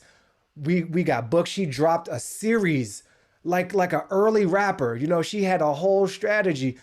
And the Melania tapes, she out here, she was just like, I hate kids and I hate Christmas. And we got 11 seconds to, you know, absorb that before, you know, the headlines changed to their diagnosis. It's not fair. The taxes dropped this week. Did anybody remember that? Nope. Doesn't matter. It's all gone. And so we're in this presidential campaign mode, and I don't understand. I feel a little sympathy for the president because he's running on keeping America safe. I don't know how you keep America safe. You can't even keep your White House safe. You can't even keep your wife safe. You can't even keep yourself safe. It's just awkward. You know, there's a lot coming at us. There's a lot coming at us, and I'm having a hard time keeping it straight. 2020, I don't think we should have the year 2021. I think the year 2021 should just be catching up on everything we missed in 2020. We almost went to war with Iran. That was this year. You remember that? You probably don't remember that day when we almost went to war with Iran. We impeached a dude. We impeached the president of the United States. I literally forgot that. I was walking around this week recovering from, I don't know, the latest assaults of information and doubts foisted upon our very able-bodied postal service. And I was like, oh, that's right. Impeachment is a real thing that happened. So 2021 should just be like a makeup year where we just get to study and absorb and experience the things we missed. Things like Quibi. Y'all, Quibi is a whole thing that happened this year, and I had my doubts. It's like yet another streaming service, but is it? And I found myself wondering, like, is Quibi real, or is it just like a collective fever dream? And, you know, everything that I experienced that's a little off, I'm like, maybe I have coronavirus. I was talking to my doctor, and they're like, what are your symptoms? I'm like, well, I had a little scratchiness in my throat, a sense of fatigue, a fear that my government's trying to kill me for the past 400 years. And I think there's a new streaming service that only works on your cell phone called Quibi. And they're like, yo, you believe in Quibi? We got to get a test right away. So that allegedly happened this year. It's been too much. We've all been through a lot, particularly the people in this room where it happens right now. And I just want to express a level of connectedness to you all doing this real work, especially in a welcoming, loving sense, the newly awakened white people of America who've decided that race exists. It's been huge. It's something I've worked toward a lot of my life, and many generations, our ancestors, have been looking forward to this moment where white people acknowledge race. I'm like, oh, finally, we got it. It's happening. And I'm like, oh, dear God, it's happening. White people are engaging in race. White people in America engaging in race are about as prepared as the Trump administration was for COVID-19. Like, they're running out of supplies. It's crazy. It was easier to get an N95 off of Amazon than a copy of White Fragility for a while there. It was touch and go. Amazon was like, you know, due to spikeness in woke demands, our distribution centers cannot keep up, and we're running a little light. Brothers out in the streets in gentrifying neighborhoods with trench coats talking about, yo, I got that, so you want to talk about race. I got that new Ibram X Kendi hotness. Yo, you give me some face shields or $100. Whatever you got, I got you. It was wild. I'm walking around my neighborhood in Highland Park, Los Angeles, and I know the white neighbors because of their Black Lives Matter and End White Silence lawn signs. That has never happened before. That threw me for a loop. And the thing I really didn't see coming, oh my goodness, NASCAR canceled the Confederate flag. I literally didn't know it was possible to drive in a circle at over 100 miles per hour and not have a Confederate flag on your hood. I thought it was a law of physics. I thought it was like nuclear physical law, something Toy Massey probably has studied at Wakanda University, that the only way you could engage in activity is if you had the Dukes of Hazzard on your car. Apparently not. I didn't see Mitt Romney out in these streets saying Black Lives Matter. Mitt Romney, who tried to keep our black president away from us. Remember that? That's literally how I think about Mitt Romney. And he out here on Black Lives Matter Plaza saying, I believe Black Lives Matter. That was unexpected. That was very unexpected. The last thing I'll say, because I want to leave space for the rest of this beautiful program, and it's a real honest confession. I've been auditioning backup nations. I don't know what's going to happen with the USA. And my people are from here from as far back as can be recorded. I don't think you can be more American than being owned by America. So woohoo, America first. And I think like my reluctance to leave the nation is based on this sense of obligation to the people that allowed me to be here. I'm like, my ancestors bled in these streets and in these fields so that I might be able to bleed in these streets and in these fields. Maybe my ancestors just want me to be free and happy, or at least freer and happier. So I'm looking at Europe like, yo, I know you're white supremacists too, But you have universal healthcare. And healthcare helps the white supremacy go down. Like, it's just different. I'm looking at the continent. I have a Nigerian name. I'm not really Nigerian, but they don't have to know that. You know what I'm saying? And I'll show my 23andMe receipts. Maybe they can let me in. How does one apply? How does one friend a nation? Can you friend a whole nation on Facebook? Is there an application? Is it like Tinder? Do you swipe a certain direction? And the nation that's thrown me for the biggest loot, New Zealand. I feel like New Zealand is trolling us. I feel like their effective national leadership and imperfect but deeper acknowledgement of the indigenous nations that preceded their national existence, I feel like they're just rubbing our nose in it, and especially this year with Jacinda Ardern. I don't get what's up with this prime minister. She out here effectively managing mass shootings. They just handled it. She's like Olivia Pope with a funky accent. I don't understand. They crushed COVID. They're having rugby matches again. I don't even know what that is, but they're having them. And she giving a press conference in the middle of an earthquake. Oh, it seems we're having a bit of a shake here. That's not even the right accent. You see what I'm saying? Like, I'm a little, basic on that. But the point is, she's in the middle of a press conference, everything's shaking, and she's fine. Everything seems to be okay. We have solid infrastructure because we believe in the commons and have made an investment that protects the many, not just the few. Okay. And to top it all off, New Zealand's not even real. You realize it's just the set of Lord of the Rings? Like, New Zealand is a soundstage. It's white Wakanda. It doesn't... How are we getting our butts handed to us by a set? So I'm looking into backup nations, but while I'm here, I will join you all in this struggle to make this place more welcoming, more safe for all of us. Thank you for having me be a part of this program. My name is Baratunde Thurston. Peace.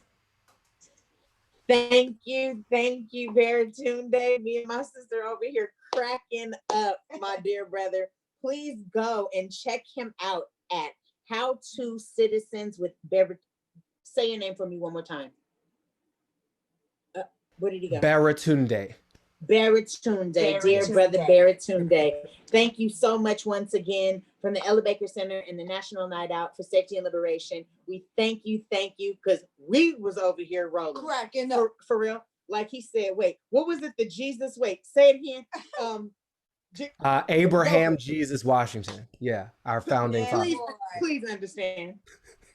So we really dealing with some real situations, and it is definitely as comical as it can be. It's real serious, and there's a lot of things that have been overlooked. That at the end of the day, that's why we must have the conversation of what safety looks like, because it's not funny. Like, what is happening is not funny, and our lives really do matter. So I thank you for your knowledge, education, and information. Brother, keep up all the amazing work that you're doing. We love you, and thank you for being a part of this day. Love you too. Thank you for having me. Yes, yes. Peace, love, and light, brother. Next up to the stage, we have Jennifer Johns out of the Bay Area. Jennifer Johns is a vocalist, songwriter, producer who vocalist between solo, soul, hip hop, Afrobeat, dancehall, reggae, beat house, and all rhythms in between. Rocking stages from Denver to Los Angeles and around the world.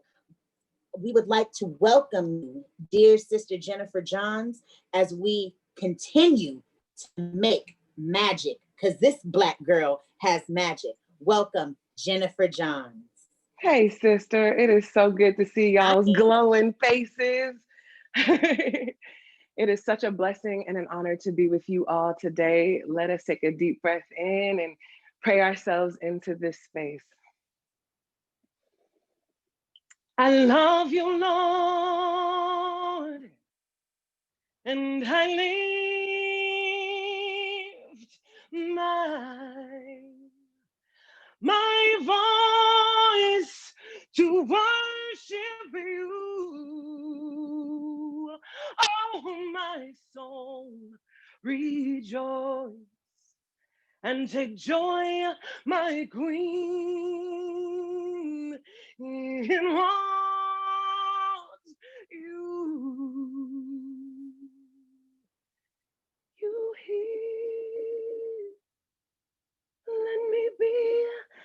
sweet, sweet, sweet sound in your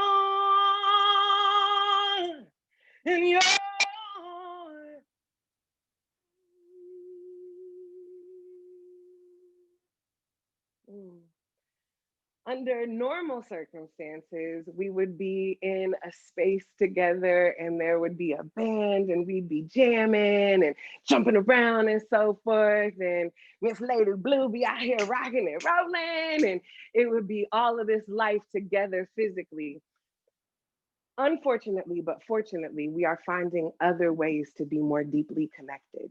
And so it is a blessing and an honor again to be of service to Ella Baker's mission.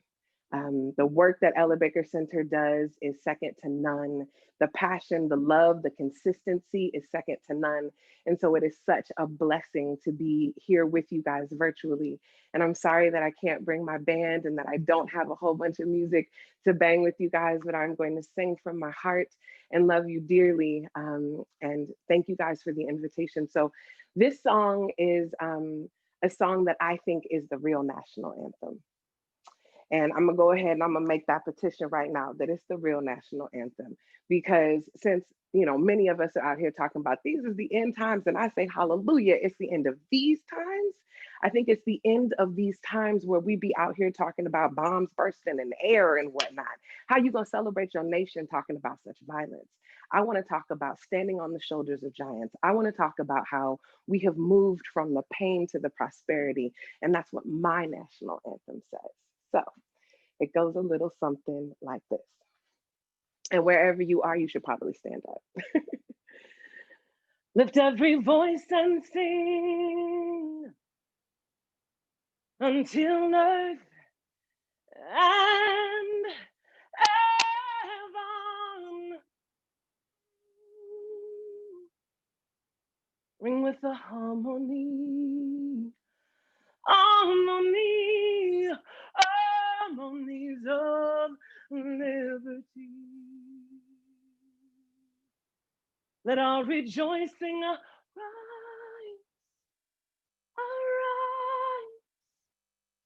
arise, as the listening sky. Let it resound loud as the rolling. Sing a song full of the faith that the dark past has taught us. Sing a song full of the hope that the present has brought us. Facing this rising sun, this rising sun of a new day begun.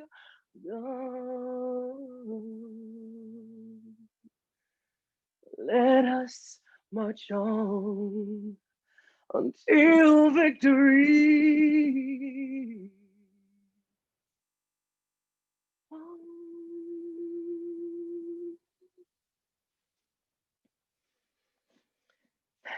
So this here is the last of the songs that I will sing for you guys today.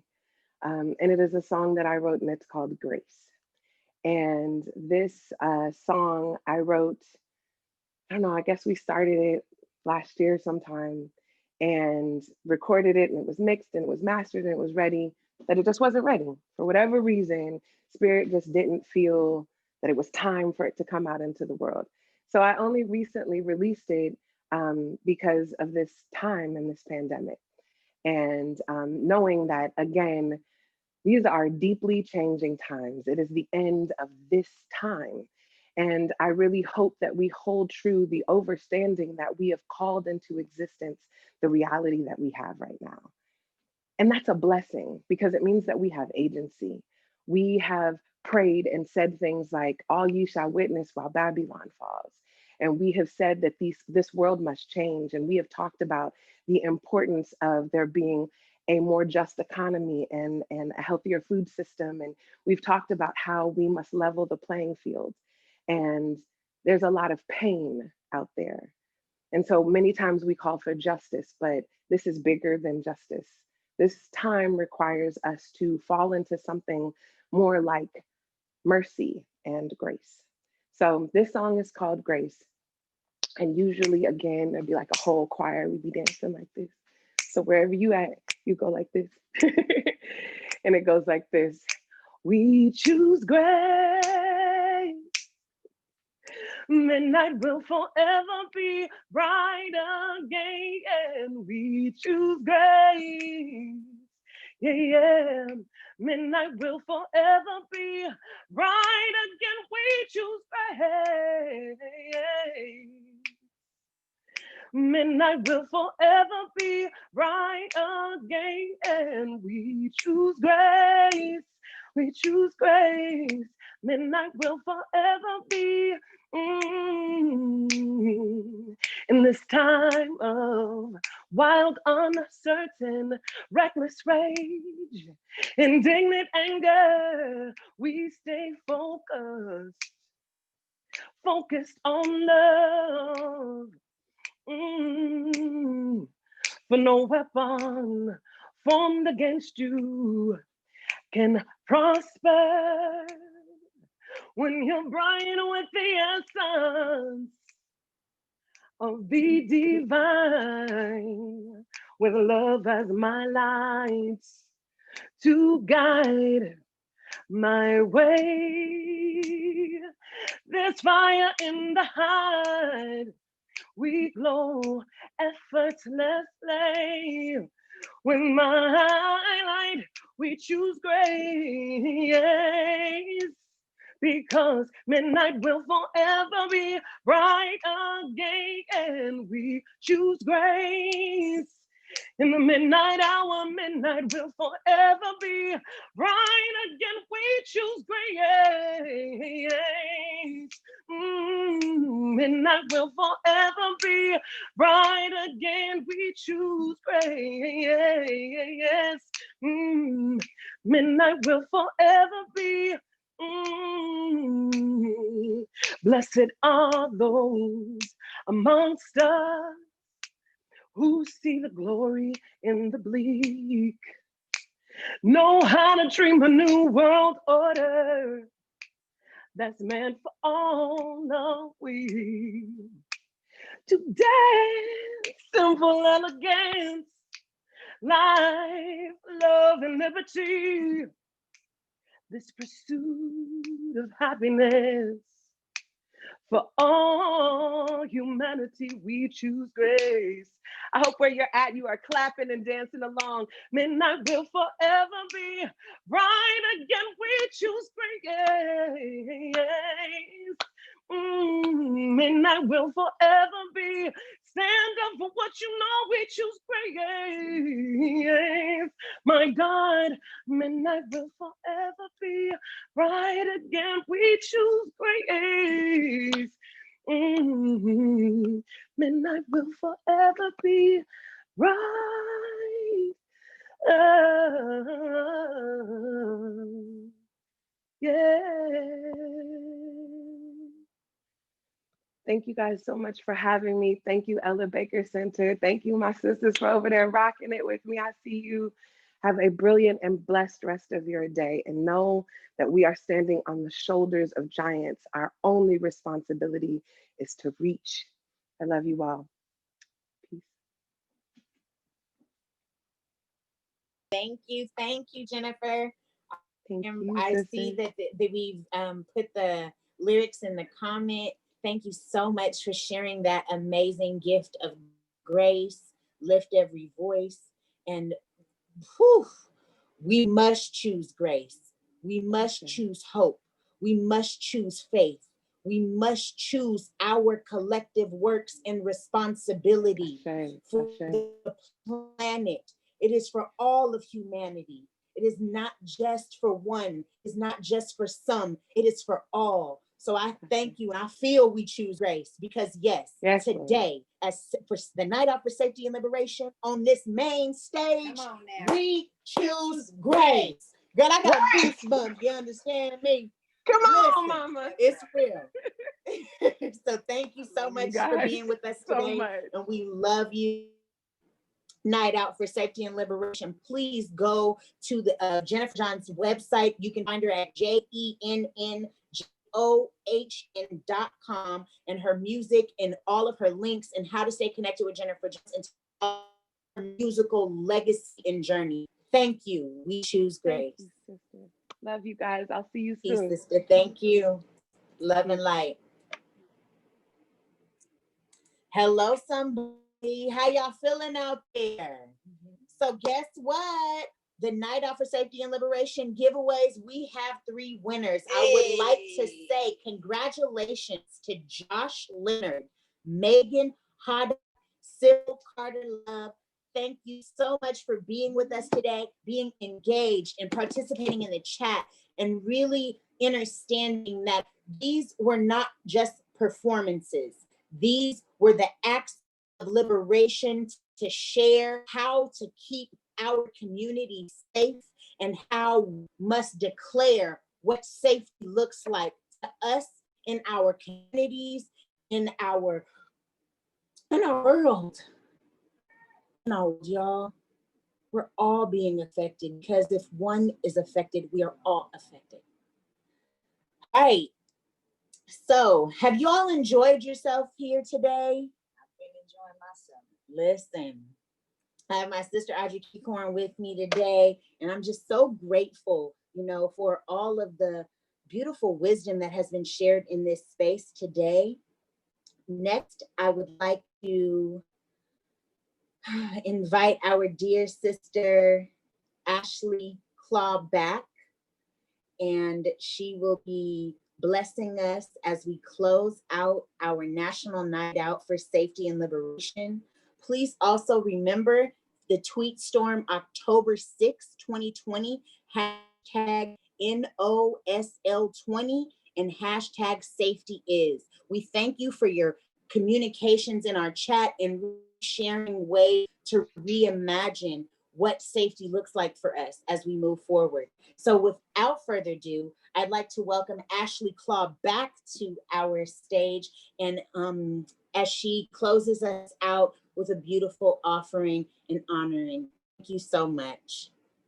Yeah, thank you so much, DJ Lady Blue, for that intro again. I am blessed to help close out our National Night Out for Safety and Liberation. Thank you to all of the folks watching across Turtle Island and Mother Earth. I want to thank all of our phenomenal performers for their love and for their wisdom. Thank you to MC Lady Blue, DJ No BS, Jordan Evans, Basma Ed, Georgiana Arroyo, Sam Williams, Toy Macy, Baratunde Thurston, and Jennifer Johns. All of your good medicine nourishes us for the long journey we have ahead. So, yeah, and with that, I will hand it off to Melanie to help close us out. Hello, y'all. All kind of smiles right now. We did this. We celebrated together. I'd like to thank our Night Out for Safety and Liberation national partners. We're excited and look forward to throwing down with you on Tuesday. Our amazing team at Freedom to Thrive and the Ella Baker Center that worked so hard to put this together for everyone. We love y'all.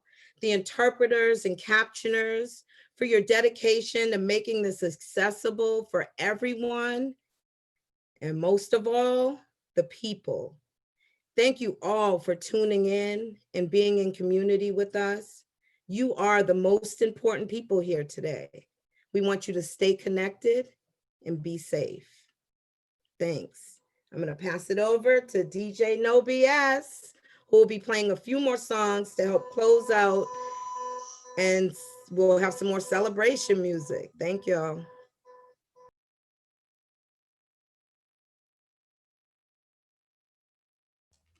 Thank Thank you all for being here. And just a reminder that to tune in to DJ No BS's set, the link is in the chat. And so the link is going to be put in the chat right now.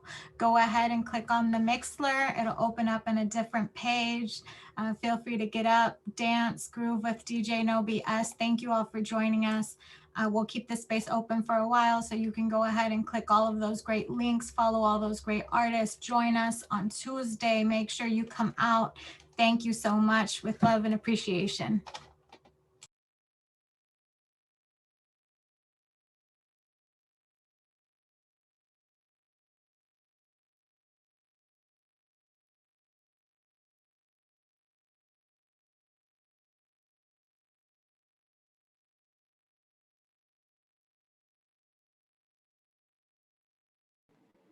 Thank you once again, DJ No BS, for taking care of us on the ones and twos. Also, please make sure that you participate in your local Night Out for Safety and Liberation, which is going to be hosted on October 6th. Please use the hashtags, hashtag NOSL20, hashtag safety is on social media sites. Also, visit NOSL.us. Thank you once again for being with us on this lovely, amazing day of honoring culture, tradition, family, and wisdom. Be well, continue to take care of yourselves, drink lots of water, take fresh breaths. Our liberation is also in our self-care. So please, please continue to be awesome and know that you are important. Ashe. Safety is mutual aid. Safety is no more bars, more books. Safety is education. Safety is equal health care. Safety is food and fresh water for all. We thank you so much. We wouldn't have been able to do this without you. Thank you, Ella Baker Center, for having me again as a host for the National Night Out for Safety and Liberation. Look forward to seeing you again. Share, not on our watch. Get out the vote, November 3rd. We love you. Peace, love, and light. Thank you for being with us today.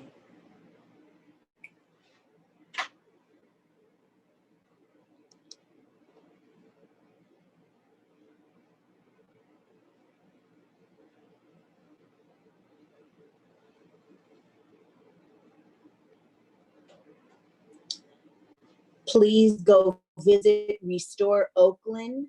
Also, you can find more from Zach Norris at zachnorris.com. You can find more information at Ella Baker Center, ellabakercenter.org. Oakland Night Out for Safety and Liberation event. The Zoom link is in the chat. You can also find that information on the website and the Ella Baker Center website. Freedom to Thrive Oakland. We love you and we thank you. Felita Hicks, you can find her at FelitaHicks.com. Jordan Evans, you can find him on SoundCloud under Jordan Evans. Not on our watch poster. Thank you so much, Georgina Arroyo, Toy Macy, all of the participating organizations. We love you, our tech team, everybody that made this event possible. We thank you so, so very much. I am full, my cup runneth over. I dare not pour out my cup. I definitely need to keep that cup full and take it to the altar and pay homage unto the ancestors for really teaching us and showing us how to keep on thriving. We are a resilient people. Continue to stand up. And you have a place at the table. So please don't downplay your magnificence. One love, y'all. I'm your host, She Be Lady Blue, and I'm turning it over to DJ No BS.